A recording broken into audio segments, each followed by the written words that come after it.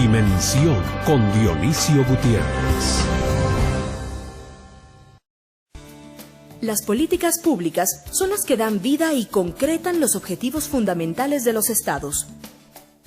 Lograr una educación con amplia cobertura y de alta calidad, brindar salud integral y preventiva a los ciudadanos, así como garantizar la vida y la propiedad de la población, entre otros objetivos, pasan necesariamente por el diseño apropiado y la ejecución eficiente de las políticas públicas de largo plazo. Sin embargo, a pesar de la importancia que tienen las políticas públicas para el progreso de los países, en la práctica, muchos fracasan en el desarrollo y la implementación de las mismas. Existen diversos factores que explican el éxito de una política pública. Entre los más importantes se encuentran la continuidad a través de los distintos gobiernos, la adaptabilidad a las circunstancias propias de un país, la ejecución eficaz de la misma y la rendición de cuentas a través de un proceso de evaluación constante e independiente. El incumplimiento de todas o algunas de estas condiciones explica por qué varios países son incapaces de articular políticas que les permitan dar el salto al desarrollo. En muchos países, con cada cambio de gobierno se crean nuevas políticas públicas, anulando los avances que se pudieron haber obtenido en el periodo anterior e impidiendo la implementación de políticas de largo alcance. El problema de otros países es que son capaces de elaborar políticas públicas que parecen muy bien en la teoría, pero fracasan en la ejecución de las mismas, ya sea porque no se consideró el contexto particular del país, o bien porque existen serias deficiencias en la capacidad de ejecución del servicio civil. En cualquiera de los casos, el resultado es un fracaso en las políticas públicas que implica subdesarrollo y atraso para los países. La calidad de las políticas públicas está directamente relacionada con la capacidad de crecimiento de los países. Según un informe publicado por el BID, los países con mejores políticas públicas en América Latina son Chile, Brasil, Colombia y Uruguay, entre algunos otros. No es casualidad que estos países sean precisamente los que han sido capaces de alcanzar altas tasas de crecimiento económico en las últimas décadas. Por su parte, Guatemala obtiene una baja calificación junto a países como Ecuador o Nicaragua. Esto explica el pobre desempeño de estas economías. Hoy en Dimensión discutiremos sobre las mejores prácticas en el diseño e implementación de las políticas públicas. Para ello, contaremos con dos grupos de panelistas. El primero, conformado por dos distinguidos profesores de la Escuela de Administración de Francia, y el segundo, por especialistas en políticas públicas.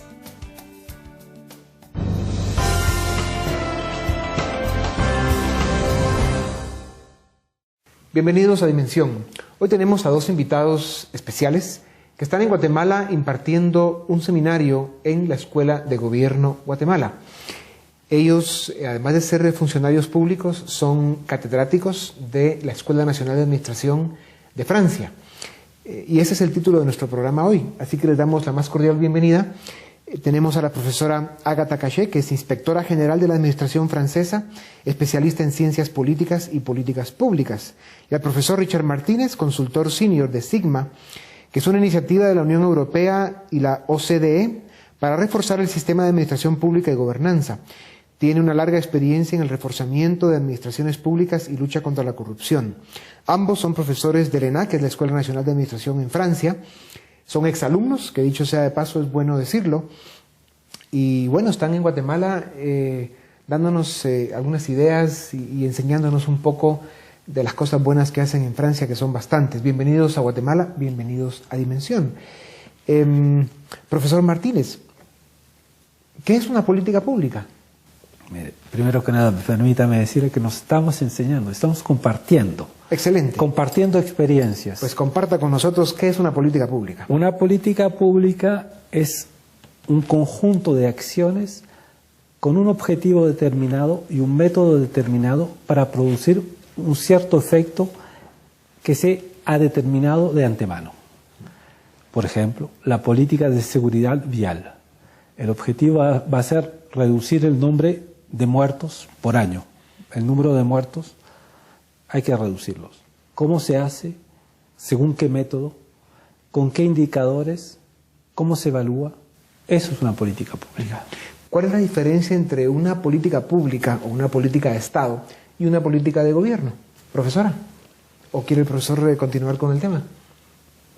Pues una política pública es una política que permite actuar para mejorar la situación de los ciudadanos que forman el Estado. Podemos tener política pública de nivel estatal y también podemos tener política pública al nivel de una administración que aparecen como políticas públicas de aplicación de una política pública más ambiciosa definida a nivel del Estado. Ya. La gran tragedia de la historia de muchos países de América Latina, países africanos, el mismo desarrollo de Europa y el resto del mundo, tiene como principal o común denominador la ausencia de políticas públicas, de una gobernanza eficaz, la falta de formación de líderes, la falta de formación de políticos, es como, digamos, la razón, la raíz de este fenómeno. ¿Por qué es tan importante el que un país tenga buenas escuelas de gobierno o buenas escuelas de enseñanza de administración pública? Mire, buenas escuelas de enseñanza para funcionarios o agentes públicos producen buenos funcionarios públicos y se crean funcionarios públicos que están para servir a la colectividad. Los funcionarios públicos no están para servirse ellos mismos, están para servir a la colectividad, al pueblo, a la nación. Ese es el objetivo. Y es la principal función de una escuela de administración es crear una ideología de servicio público. Es lo primero. Luego se enseñan técnicas de funcionamiento, de acción. Cómo hacer que la acción sea más eficaz, más productiva, más rápida, más ágil. Pero al principio hay creación de una ideología. Es el punto fundamental. Los países que han alcanzado altos niveles de desarrollo, Francia es uno de ellos, pues han tenido precisamente eso: formación de líderes, formación de políticos, formación de funcionarios públicos. ¿Cuántos años toma el llegar a formar realmente una generación de profesionales para la administración pública? Para tomar un ejemplo, la Escuela Nacional de Administración, la ENA francesa, ya tiene más de 60 años. Y al principio era realmente una novedad y había que crear todo. Y después de 20 años había más costumbres, las cosas iban de manera más fácil. Por eso creo que es una política de largo plazo. Con 2 o 3 años se puede empezar a formar una primera generación, pero para que las cosas se vuelvan un poco naturales necesitamos más de 10 o casi 20 años. Es realmente una política de educación de largo plazo. Yeah.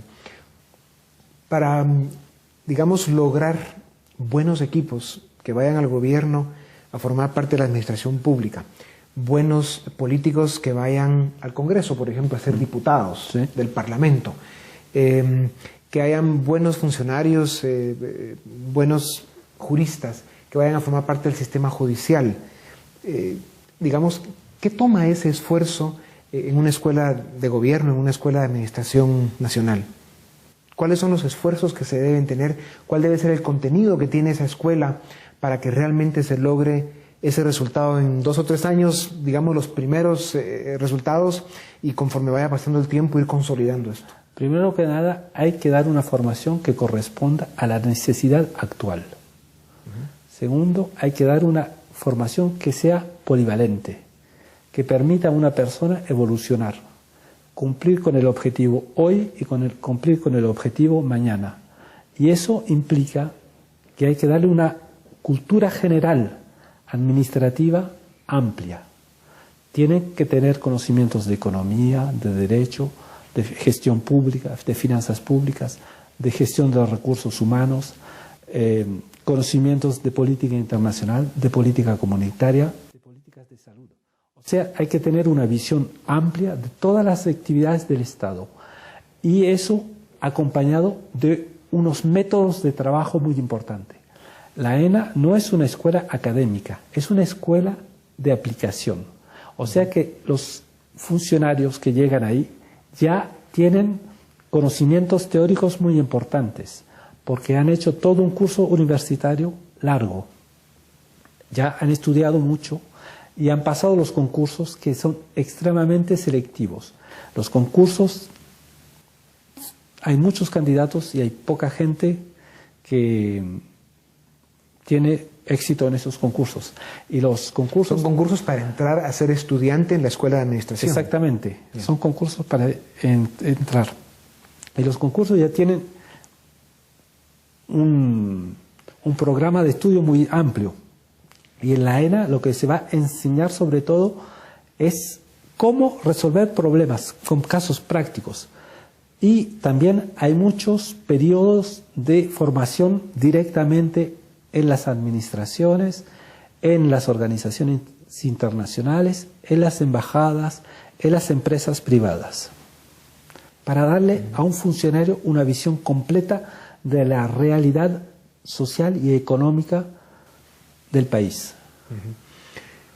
Una escuela de administración, una escuela de gobierno, en países como Guatemala y otros tantos países que tienen tantos problemas de mala gobernanza, de corrupción, de crimen organizado, de una sociedad con una cultura bastante atrasada todavía.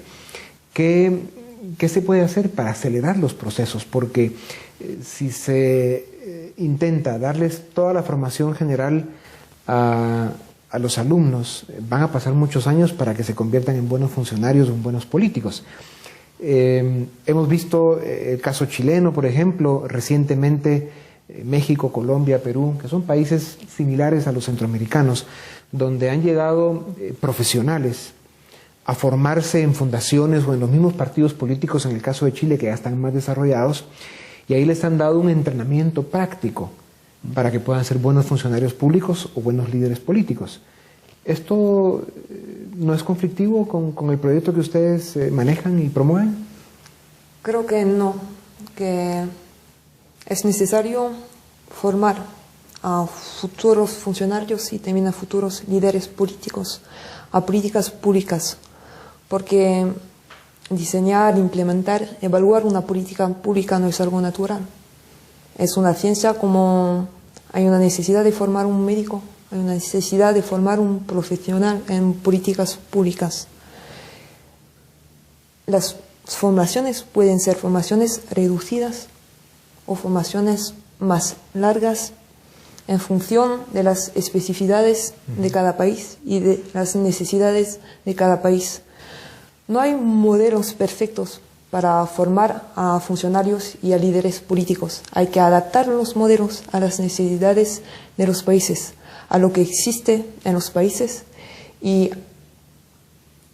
a lo que quieren desarrollar el país. Por eso, construir una escuela de gobierno en un país parece algo muy importante, parece algo necesario, pero no copiando el modelo de otra escuela de gobierno de otro país. Y pues sí, en Francia, los alumnos de la escuela de administración ya tienen formaciones en hacienda pública, en economía, en derecho. Eso no significa que los alumnos de la escuela de gobierno de Guatemala necesitan la misma formación inicial que los alumnos de la escuela de administración de Francia, porque los modelos son distintos. Claro, o sea, cada escuela de gobierno debe responder a las necesidades del país. Bueno, vamos a nuestro primer corte y regresamos en un momento para seguir con Dimensión. Hoy tenemos a dos profesores de la Escuela Nacional de Administración de Francia.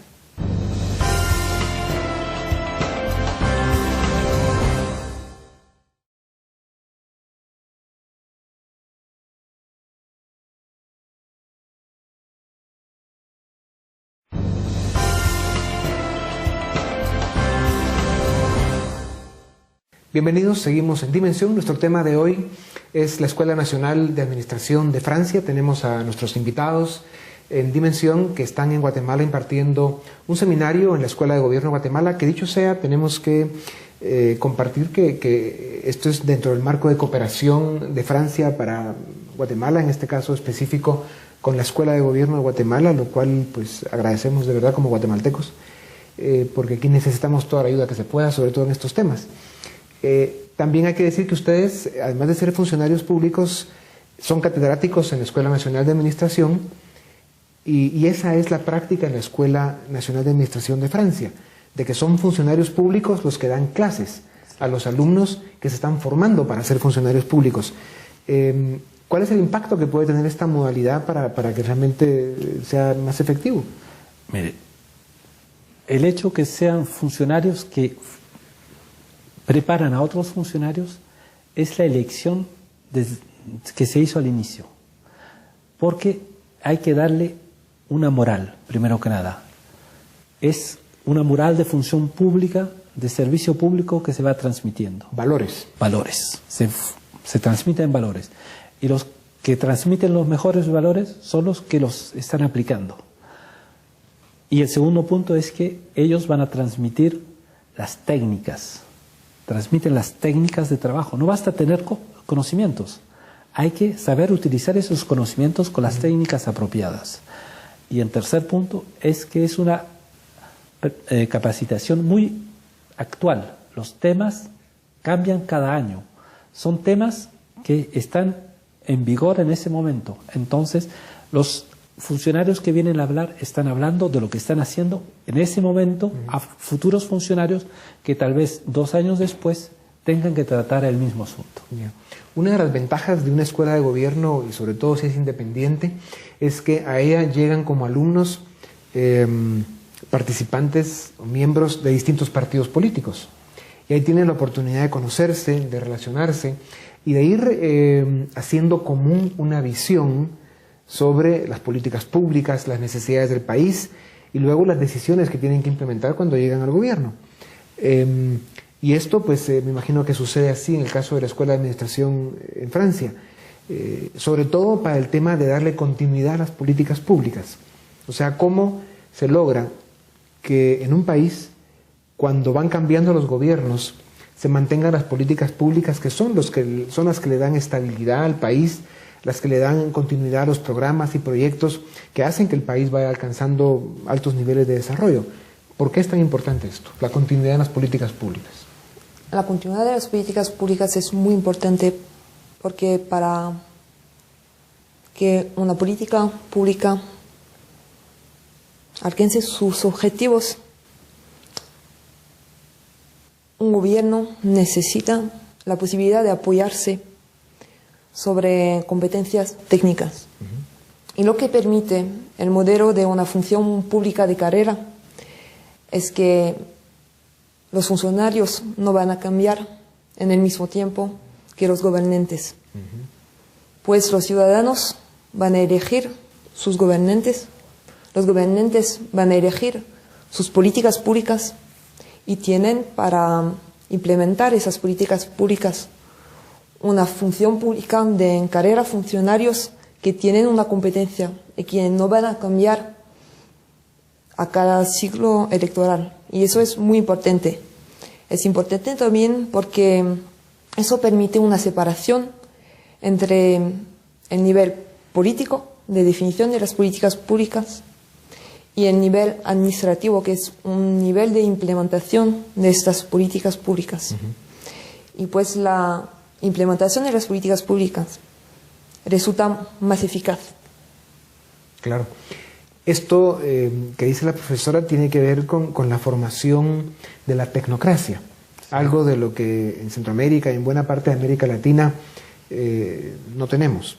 La formación de esos grupos de profesionales de carrera que están en la administración pública en forma continua a través de los distintos gobiernos que van implementando las políticas públicas. ¿Por qué es tan importante la tecnocracia para un país? Porque da continuidad, eficacia y economía. Continuidad. El poder político cambia porque las elecciones hacen que cambien los poderes políticos. La administración perdura, está ahí permanente.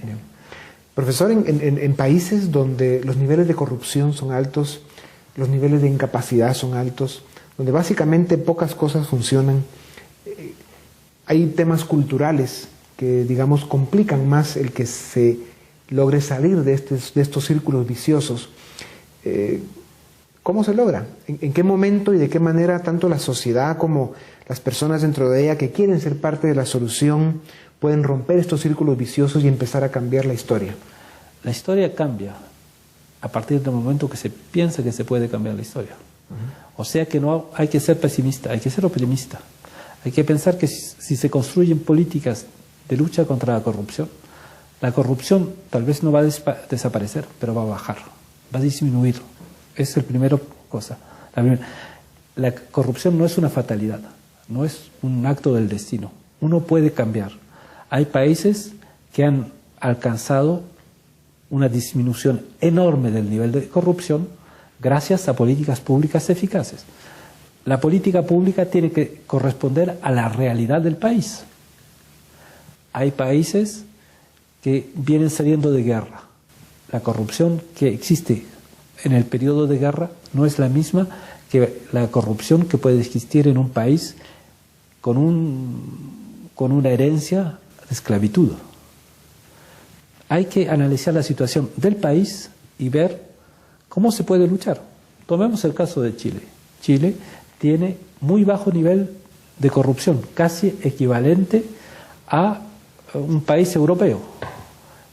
En las clasificaciones de Transparency International, Chile está 24avo y Francia 22avo, o sea, algo equivalente.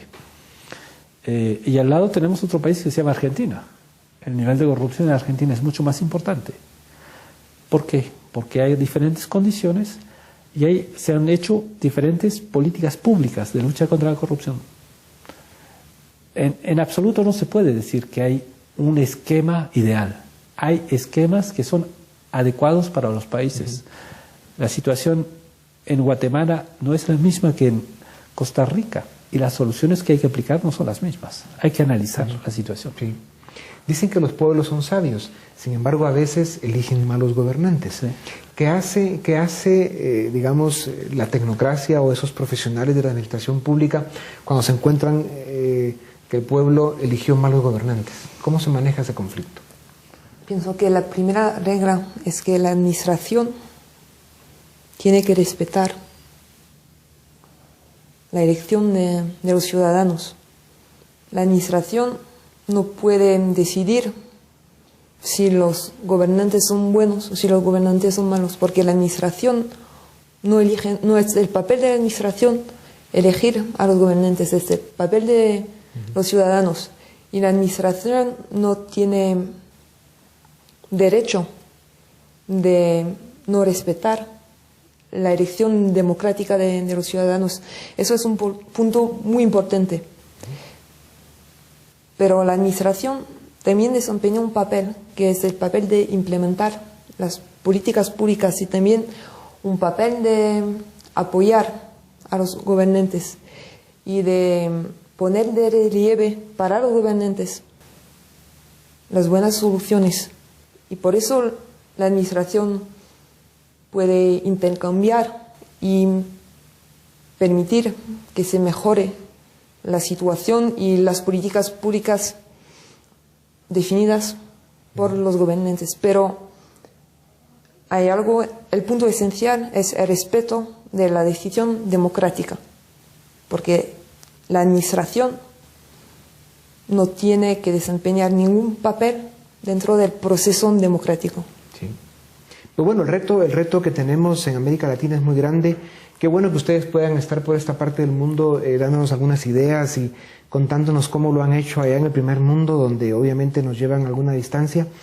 Y por eso, pues muchas gracias y qué bueno que están por acá y que puedan venir otras veces a seguir compartiendo pues sus ideas y su experiencia con la Escuela de Gobierno de Guatemala y con otras iniciativas que hay en Centroamérica que buscan más o menos lo mismo, ¿no? Ir formando una nueva generación de líderes políticos y funcionarios públicos. Así que muchas gracias y con ustedes volvemos en un momento para seguir con la parte final de nuestro programa.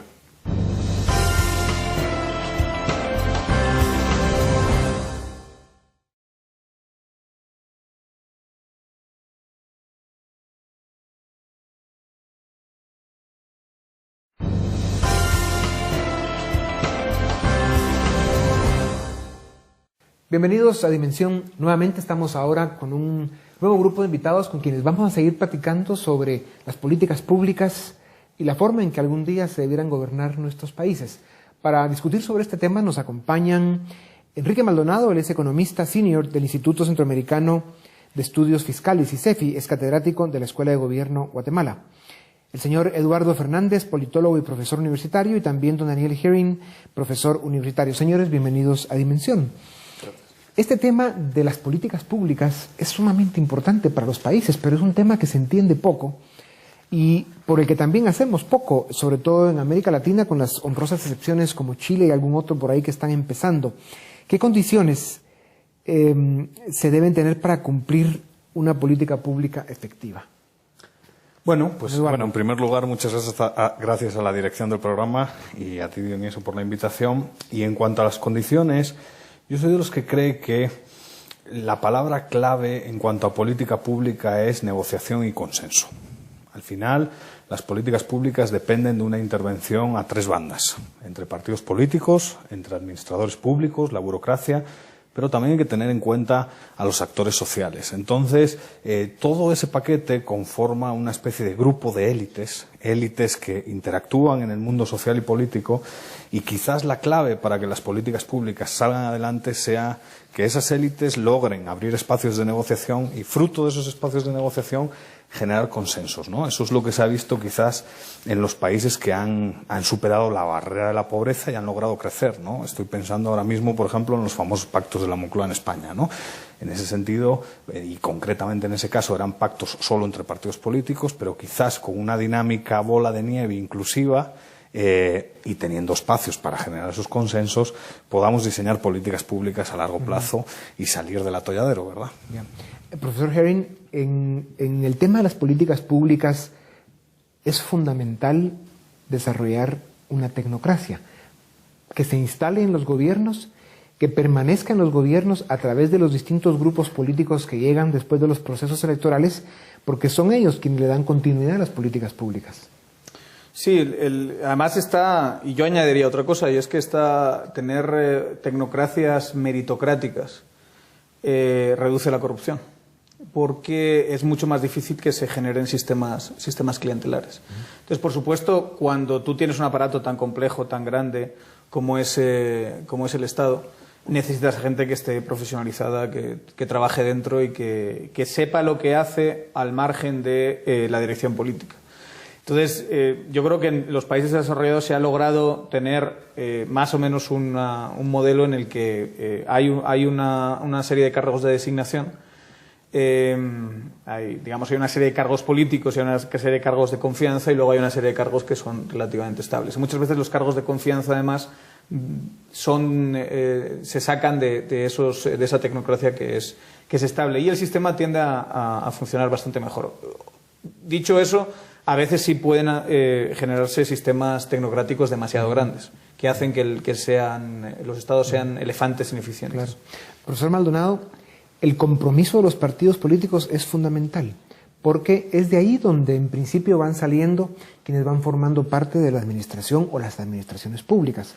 Entonces hace falta un compromiso con los partidos políticos para ir desarrollando eso que estamos llamando acá la tecnocracia, que son los profesionales de la administración pública, que idealmente deben ocupar posiciones estratégicas en el gobierno y permanecer ahí para poder darle continuidad a las políticas públicas. ¿Cómo se logra esto? Mire, algo muy importante es el hecho de que el verdadero compromiso en cada país, cada año, se ve en la ley del presupuesto nacional, porque allí es donde se ven expresados los intereses reales que como sociedad llegamos a tener. Yo quisiera mencionar un ejemplo. En el caso de Costa Rica, ellos tienen un plan de nación, y de ese plan de nación se deriva el programa operativo anual del país.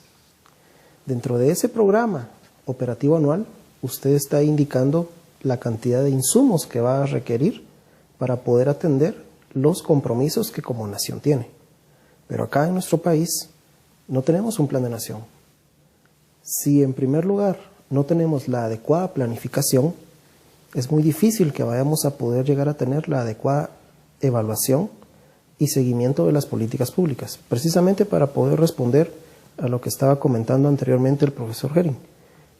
¿Cuántos empleados públicos y con qué cualidades los necesitamos? Yo creo que esto en principio pasa por reformar la ley del servicio civil. Ya. Profesor Fernández, ¿cómo puede la sociedad civil, los ciudadanos, incidir para que las políticas públicas sean estables a largo plazo? Yo creo que el papel de la sociedad civil es fundamental.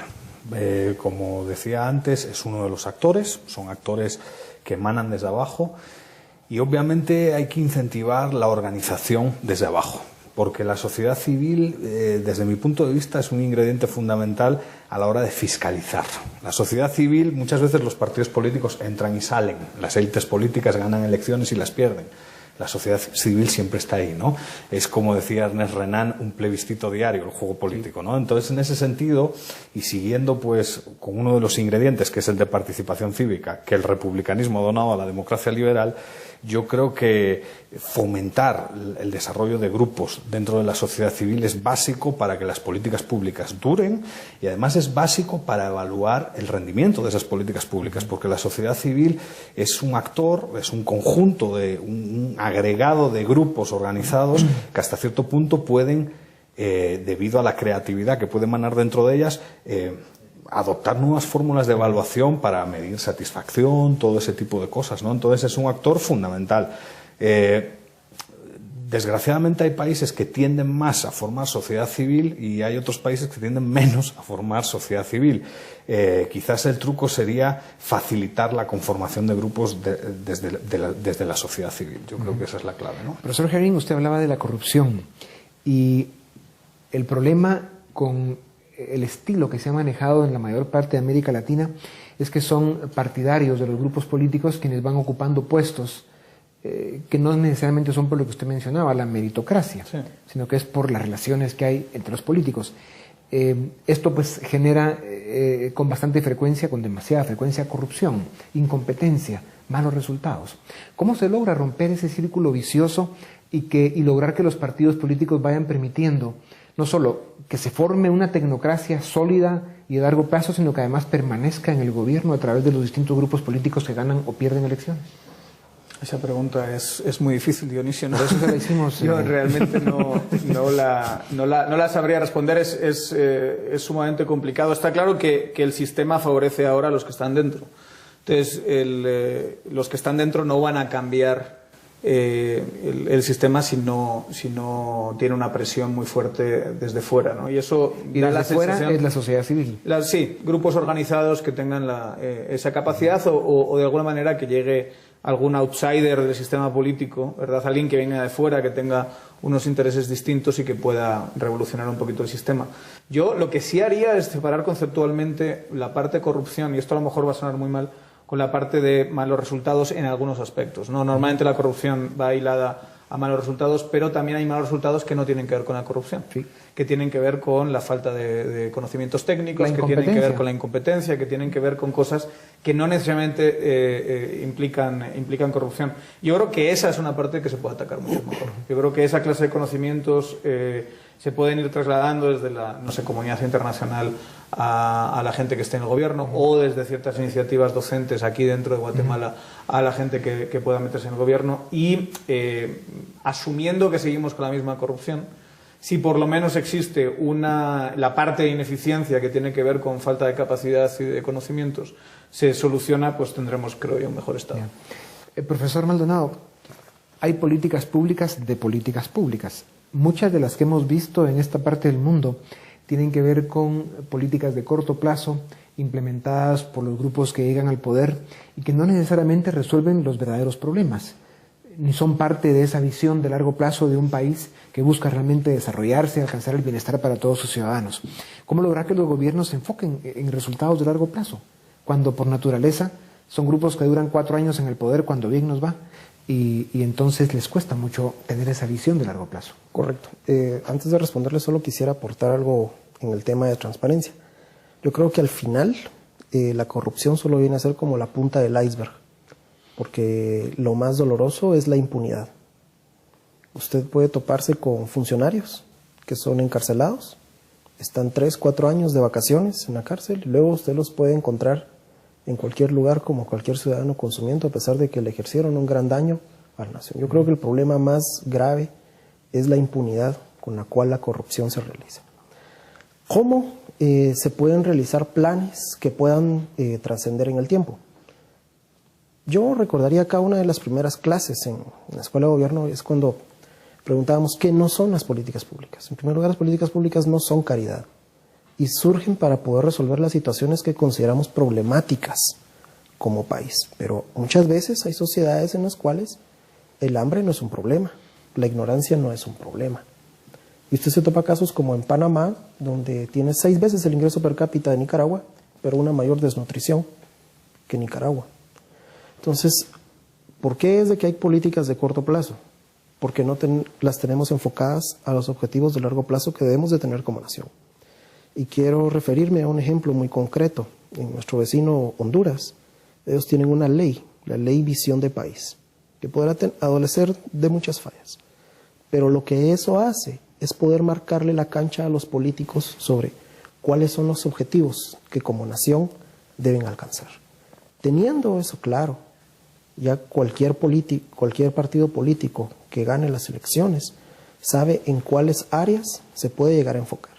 Y es muy importantísimo el papel de la participación ciudadana, y quisiera mencionar otro ejemplo. Sí, antes de eso, profesor, habría que diferenciar entre las buenas ideas y los pésimos resultados, porque tanto en el caso de Costa Rica, que usted mencionaba antes, que tienen un problema fiscal terrible, un tema de crecimiento y de una burocracia en el Estado que ha complicado mucho el desarrollo de Costa Rica por la forma política en que se ha manejado. Y luego el caso de Honduras, uno de los países más violentos del mundo, con unos niveles de pobreza preocupantes y unos niveles de corrupción desbordados. Pero vamos a hablar de esto y otros temas cuando regresemos de nuestro corte comercial para seguir platicando en Dimensión, políticas públicas y la labor que está haciendo la Escuela de Gobierno.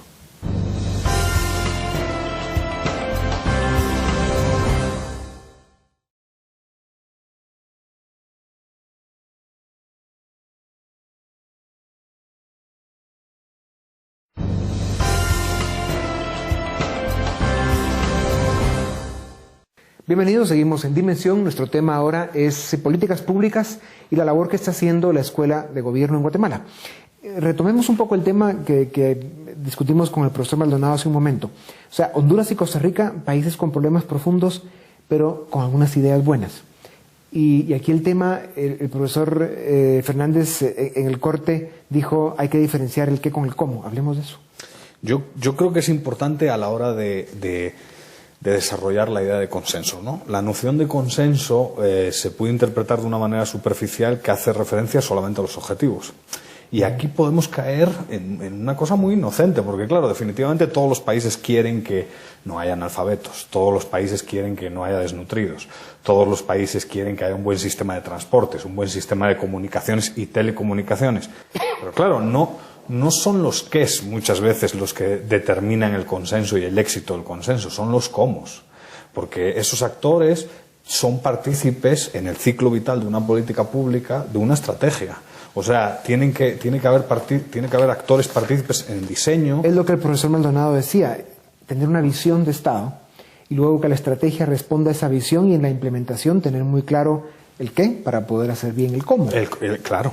Ya. Y los cómo tienen que ser sustentados desde partidos políticos, administradores públicos, pero también fiscalizados y muchas veces también en ejecución por parte de los actores de la sociedad civil. Lo que estamos viendo entonces es que hace falta la participación de toda la sociedad, Estado y sociedad, políticos, élites intelectuales, etcétera, para conformar este rompecabezas, porque hace falta desarrollar una tecnocracia que se instale en el gobierno y que pueda implementar políticas públicas que dan buenos resultados, porque saben el qué y el cómo. Y luego hay que evaluar esas políticas públicas en el tiempo, y la evaluación es tan simple como los resultados. Hay políticas públicas que dan resultados, hay otras que no. Yo creo que el tecnócrata sabe el cómo. El qué se tiene que establecer a través de consensos en un mundo democrático, ¿verdad? Y gracias a esos consensos y gracias a las legitimaciones como van a ser mucho más exitosas esas políticas públicas. Ya. ¿Profesor? Yo creo que usted mencionó algo muy importante. en el sentido de que una vez logremos el qué y el cómo, no debemos olvidarnos de que todo es perfectible y debemos de tener una constante seguimiento y evaluación de las políticas públicas. En nuestro país, tengo entendido que solo hace 5 años atrás existió un sistema de seguimiento de metas de gobierno. De ese entonces para acá no existe. Y la pregunta clave aquí es, ¿cómo sabemos que estamos haciendo bien las cosas? Si no evaluamos, si hemos aprendido. Y yo creo de que eso es lo importante de las políticas públicas. Que toda la vida estar en un constante aprendizaje, porque la realidad está en constante cambio. Y en constante evaluación también, ¿verdad? Porque obviamente todos los días pasa algo. Y es la parte más yo creo que es la parte más bonita para el mundo académico, porque es la parte más técnica también. O sea, está claro que la política pública es un juego de persuasión política, es una competencia entre actores políticos, los que mencionaba antes el profesor Fernández, pero la parte evaluativa es la que te da un sustento mucho mayor.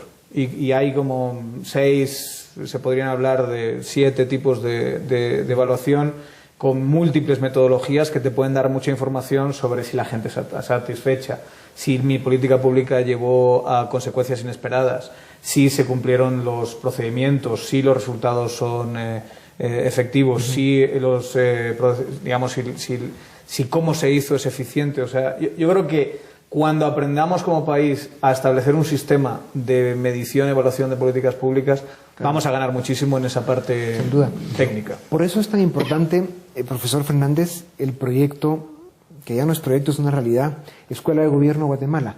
¿Qué papel puede jugar esta escuela en el desarrollo de todos estos conceptos, en el formar una tecnocracia de largo plazo, en el ser una mesa de discusión pública para ir desarrollando esa visión de largo plazo de nación?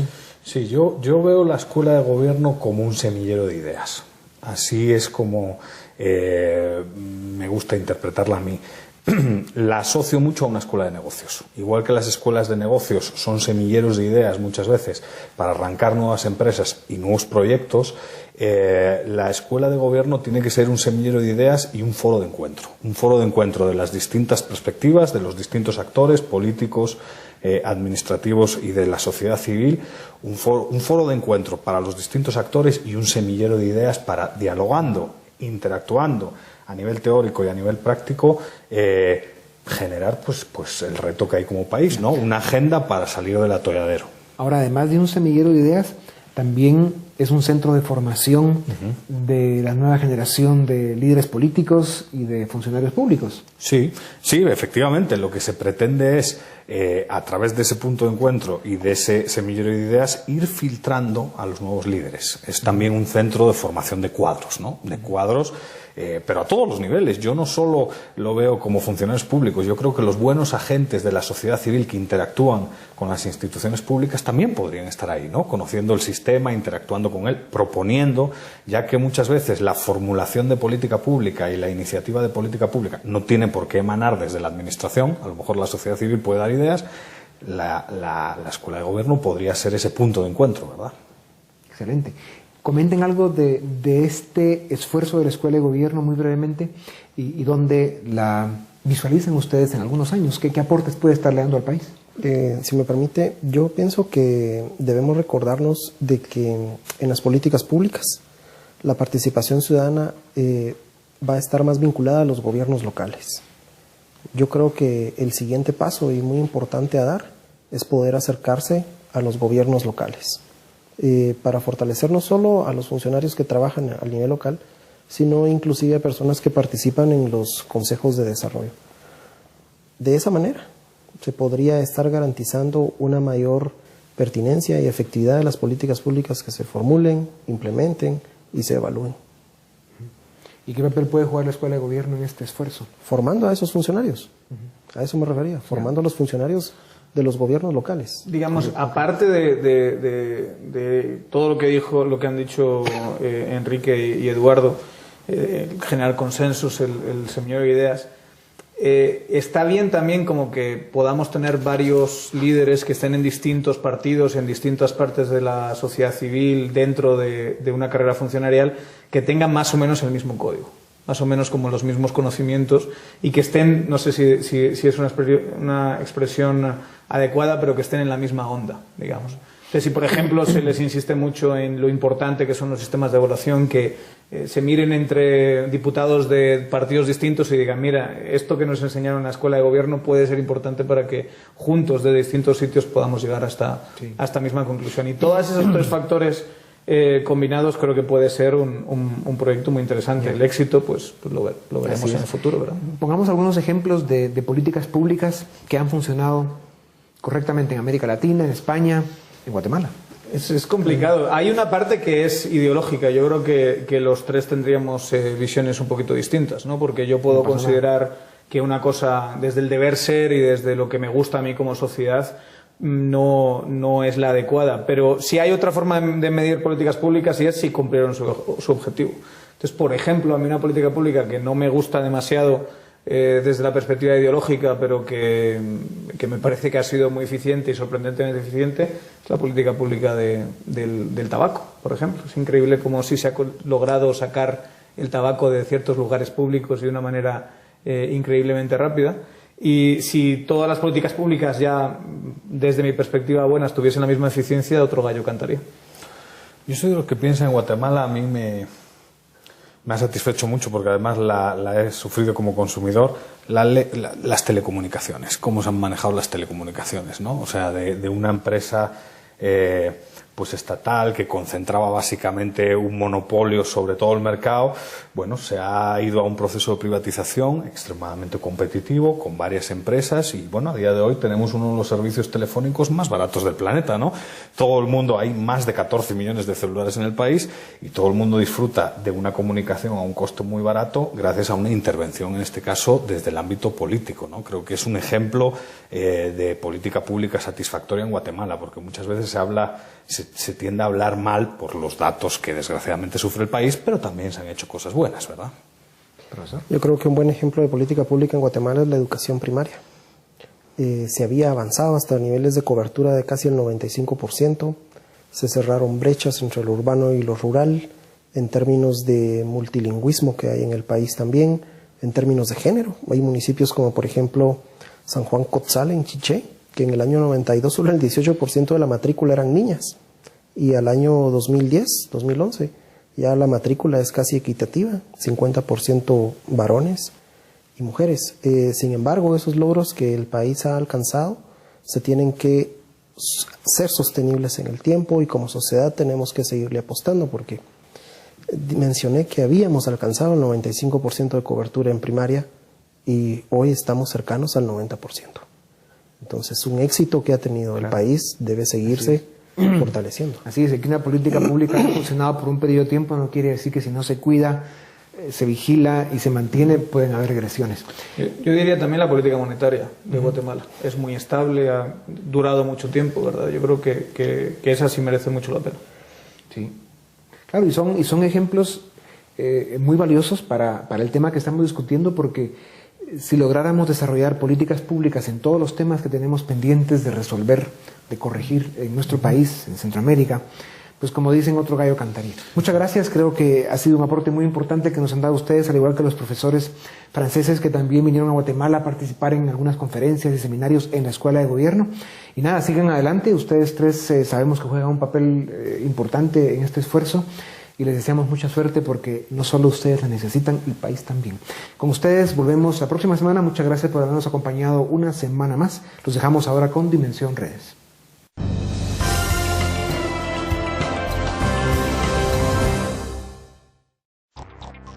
Preguntamos a nuestros amigos en redes sociales, ¿por qué tenemos tan pocas políticas públicas que funcionan bien en Guatemala? Daniel Alarcón comentó: por la corrupción y la falta de voluntad política de que el país avance hacia el desarrollo. Miquela Vicente agregó: porque la mayoría no responden a las necesidades e intereses del pueblo, y las pocas que existen no son consistentes y continuas para ser efectivas y funcionales, basadas en estrategias y como eje central y prioridad, la sociedad.